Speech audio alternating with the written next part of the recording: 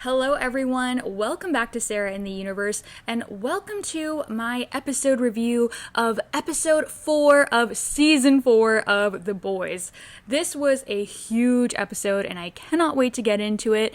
But first of all, I want to thank everyone for checking out another video with me of The Boys, and for those of you who are subscribed, thank you for staying subscribed and for coming back to the channel to check out another video. Okay, so before I get into it, I do want to say that obviously this is The Boys, and a lot happened in this episode, as does happen in The Boys in general, that I cannot mention on YouTube, unfortunately. Even pictures-wise, you know how YouTube can be, and I just don't want YouTube to, get me in trouble or anything, so just please understand why I may be dancing around certain topics in this video, especially for this episode, alright? But I'm going to do my best to get through it as best as I can, okay? Alright, so without further ado, let's get into it. Alright, so how I'm going to handle this video for this episode, I think I'm just going to go character by character and who I want to talk about. And obviously this was a huge episode for Homelander. I mean, when is it not, right? So Homelander, now obviously we're talking spoilers. I forgot to say, all of these videos are going to be spoilers, so hopefully you've seen the episode already, so there's your warning. Homelander had a very insane episode. He goes to that Vought facility where he was raised and experimented on, and he decides that he has some hell that he is going to pay. And boy, did he. I mean, it was absolutely insane. He kind of went through, he brought this cake, right? This cake to all the, I guess you could call them scientists who were there, who experimented and tested on Homelander when he was a child. And he decided that, well, I'm going to do to them exactly what they did to me. For Homelander's sake, obviously we know that, Homelander is super evil. I'm not justifying what he's done at all or what he did in this episode, but all I'm going to say is I could kind of see where he's coming from in this episode, just on the, basis alone that he was being tested and experimented on as a child. That is just very messed up, even for Homelander. I mean, I really do think that while Homelander is 100% responsible for, all of his actions and all of, his actions that he continues to do as an adult, Vought is, also heavily responsible for creating Homelander. They created a monster. They're the ones that created him the way he is. They wanted to be, him to be this super powerful soup who can, withstand anything, who can do anything. And they got that. And now he's just, taking control into his own hands. So, if anything, only Vought can, blame themselves, when Homelander is out here doing all of this crazy stuff, who is now coming back for them. They're the ones that created it. How did Vought not think that Homelander was going to get upset by, learning about all of this stuff that was done to him? That now he's just taking it back on all of them. There's that devil's advocate of it all that, well, I kind of can't blame him in a way for going and doing all of this stuff, because they're the ones that did it to him, as a child, They created the monster. So there's that part, but yes, he goes in on these, I guess you could say the scientists, right, in a super, super horrific way. This episode, I love so much. It felt so much like a horror movie. I've been saying that The Boys, especially this season, from what we've seen so far, has felt very much horror, with so many levels of anxiety. Homelander is scary as ever. He's as evil as ever. The gore was off the charts in this episode. I don't even know if I can show those pictures on here, so unfortunately I'm not, which I'm sad about. I wanted that. There's amazing, amazing scenes. And my gosh, Anthony Starr. I mean, does it even need to be said? We already knew that Anthony Starr, he is one of the best actors of all time in this role. Especially, I think, one of the best villains of the now, ever. And his performance in this episode, my gosh, extremely Emmy worthy. Award season better be good to him.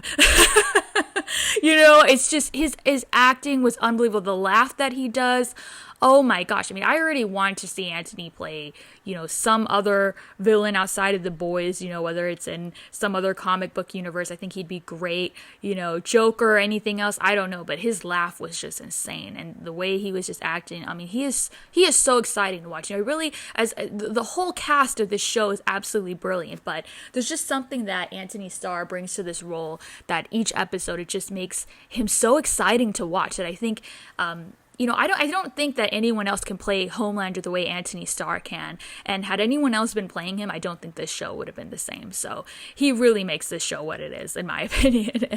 I would love to know your thoughts on all of that. But yes, what a huge episode for Homelander. What an insane performance by Anthony Starr. It was so good. It was chilling. The last shot where, again, I wish I could show it, but I don't know if YouTube's gonna flag me for that, but where he's just, there and he's done all that stuff to everybody in there in that facility. Oh, it was so chilling. It was so good. It was so like a horror movie. I absolutely loved it. This is hands down one of my favorite episodes of The Boys. I mean, this has hands down been my favorite season. Season 3 was my favorite season, and we'll have to see how the rest of season 4 goes, but it's looking super hopeful for me. I've loved it so far. But yeah, just incredible performance by Anthony Starr. I had so much anxiety watching this episode, and he was just phenomenal. All right, so let's get into Starlight and Firecracker's stuff from this episode. My goodness, it was insane. Let me just say right off the bat, I feel absolutely terrible for my girl Starlight. My gosh, Firecracker put her through the ringer. She is not going to let this go. And some pretty, again, I can't say this stuff here on YouTube, unfortunately, but if you've seen the episode, if you haven't, you're just going to have to go back and watch the episode for yourself. But some pretty crazy, stuff came out about Firecracker. That Butcher found out, and he was like, oh, this is gonna burn you. And they confront her about this, and Firecracker was like, no, I don't care. She goes on stage, she has this little show she does now, a pretty cheesy show, and she just announces it to herself like, yeah, I did this. It was a pretty awful thing, extremely awful.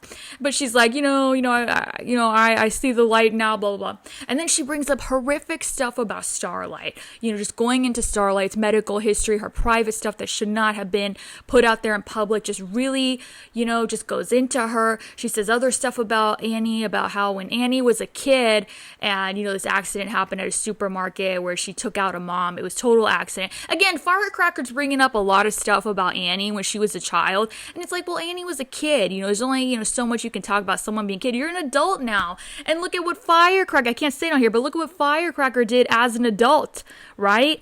That's way worse than anything Annie's done. So I think her things, as Sister Sage. Ooh, Sister Sage. This was interesting before, I should have mentioned this before I talked about the Homelander stuff.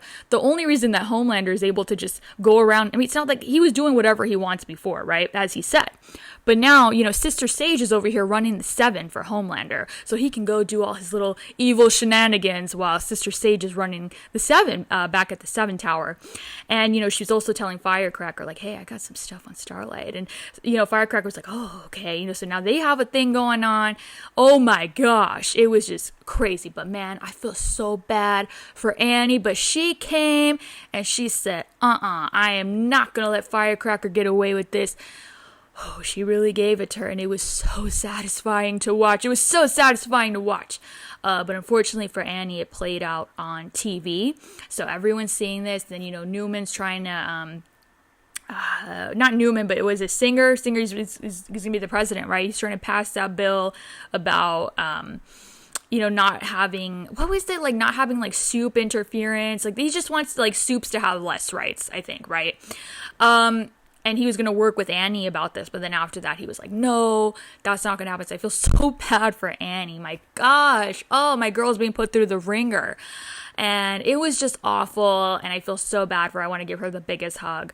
But I really hope that's Annie and Starlight gets her justice. Because what Firecracker did to her is just so disgusting. It was awful. Just so crazy, so insane. So we'll have to see how that plays out in the next coming episodes.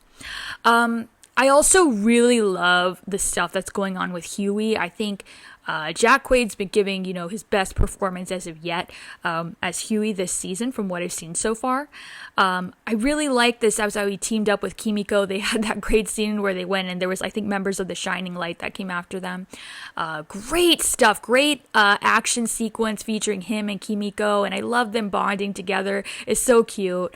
Great stuff between them, and also really great stuff between Huey and A-Train. He asks A-Train to get him the compound V for his dad, and A-Train does that, and he's like, are we gonna be good now? And he's like, yeah. And you really have to remember how important Huey and A-Train's storyline is to the boys. I mean, it all kind of really started with them, and that's what Huey said, and now he says they're good, so they're good. And I really have been loving A-Train's storyline so far this season, like, the most, because he's really changing. He's really like, listen, I don't want to be like super evil, and I want to go my own way. I just want to leave this kind of behind. But he's not, he's got one foot out the door. But then he had a really interesting interaction with Ashley when they both, he went to go take the compound V out of Homelander's room, and Ashley was there too, trying to get some revenge of her own. And so it's like, are they going to team up now? I really hope so. I think they're all just kind of done with Homelander, but they're also really afraid of him. But they're just like, dude, like, we just want to go our own way. So I really hope something comes out of that. I think that's super exciting to watch. I can't wait. And then, yes, so as a lot of people speculated from the last episode, Sister Sage does give herself a lobotomy, right? She tells the Deep about this, about how, she tries to give it to, but, it doesn't stop anything. She's always, her brain's just gonna keep regenerating.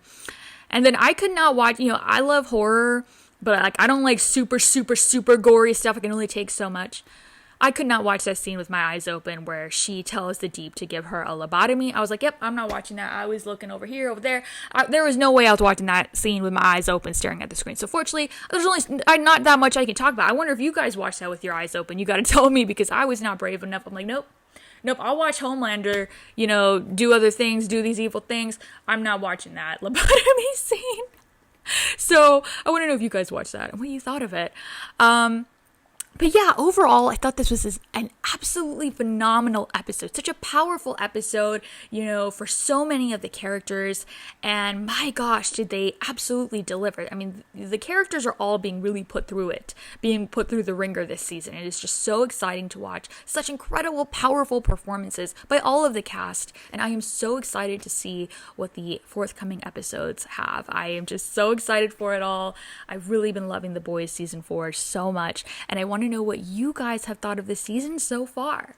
That's gonna do it for this episode, guys. Thank you for joining me for my episode 4 recap of season 4 of The Boys. I hope you'll join me for more. I can't wait to talk more of The Boys, and I can't wait to see you there. Thank you everyone for tuning in. I will see you guys next time. Goodbye.